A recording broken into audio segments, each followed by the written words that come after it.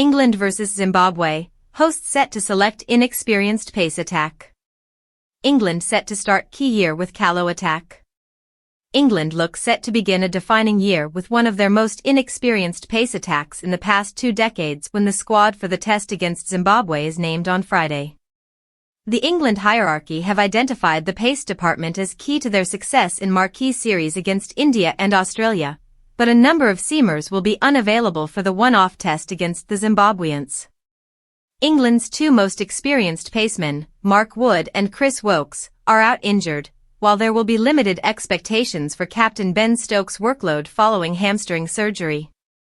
The attack will be led by Gus Atkinson, who had not made his test debut this time last year and has 11 caps. He is likely to be joined in the squad by Matthew Potts, 10 caps, Josh Tongue, 2, and uncapped Essex man Sam Cook. A combination in the 11 of Atkinson, Tongue and Cook would have 13 caps between them.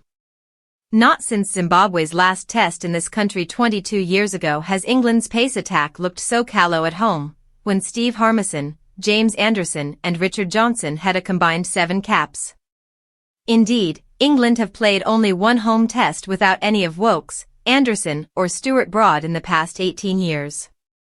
Although Zimbabwe are improving, they have just earned a creditable 1-1 series draw in Bangladesh. England will be overwhelming favourites to win the 4-day test when it begins on May 22.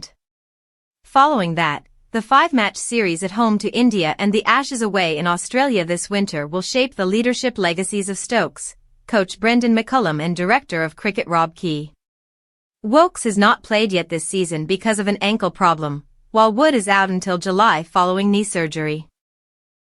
Bryden Carse remains sidelined with a foot problem and Ollie Stone will not play before the back end of the summer after his own knee operation.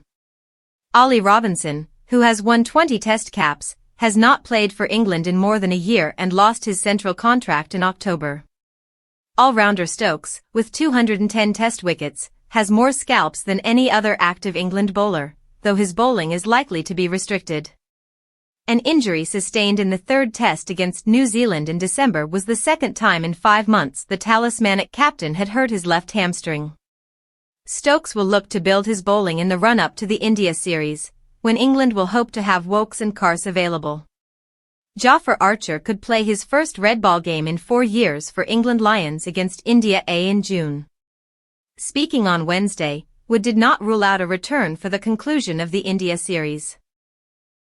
For now, Atkinson will lead the attack following his stunning debut year in Test cricket while Potts played in England's last test in New Zealand. He has not played for England for 2 years because of injuries but has enjoyed a superb start to the season with Nottinghamshire. Cook, 27, has been the outstanding bowler in domestic cricket for some time, grabbing 318 first-class wickets at an average under 20.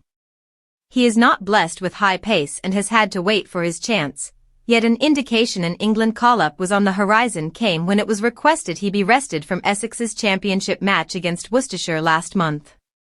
If England feel they want further pace cover in the squad, it could come from 20-year-old left-armer Josh Hull, who made his test debut last summer, or Hampshire's exciting prospect Sonny Baker. Baker has played only 3 first-class matches but was given an England development contract in February. Other areas of selection look more straightforward.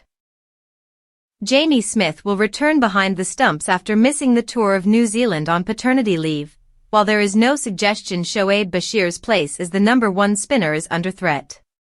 Any decisions over the top 5 will be delayed by Jacob Bethel's stint at the Indian Premier League.